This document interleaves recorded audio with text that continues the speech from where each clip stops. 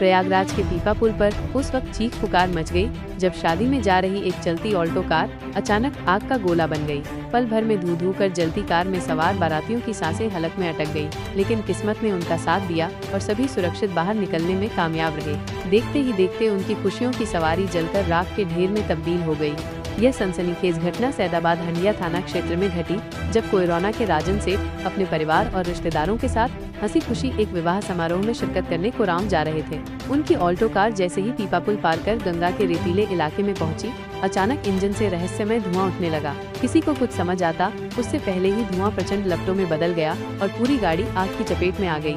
Car में आग लगते ही पुल पर अफरा तफरी का माहौल बन गया। ड्राइवर ने तत्परता दिखाते हुए तुरंत गाड़ी रोकी और सभी सवारियों को जान बचाने के लिए चिल्लाया। आग की भयावहता ऐसी थी कि लोग अपनी जान की परवाह किए बिना भागे। गनीमत रही कि कार में सवार सभी लोग सकुशल बाहर निकल आए, जिससे एक बड़ा हादसा टल गया। स्थानीय लोगों ने तुरंत दमकल विभाग को सूचना दी, लेकिन जब तक फायर ब्रिगेड की टीम मौके पर पहुंची, तब तक कार पूरी तरह से जलकर खाक हो चुकी थी।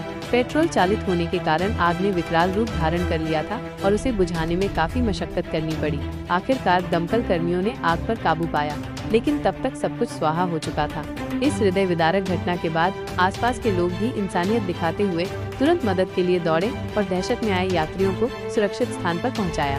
कुछ जागरूक नागरिकों ने इस अग्निकांड के भयावह दृश्य को अपने मोबाइल कैमरों में कैद कर लिया, जो अब सोशल मीडिया पर तेजी से वायरल हो रहा है। फिलहाल स्थानीय पुलिस और दमकल विभाग की टीम आग लगने के सटीक कारणों की गहन जांच में जुट गई है। शुरुआती जांच में इंजन में तकनीकी खराबी या फिर वायरिंग में शॉर्ट सर्किट होने की आशंका जताई जा रही है। यह घटना एक बार फिर वाहनों के रखरखाव और सुरक्षा को लेकर सवाल खड़े करती है।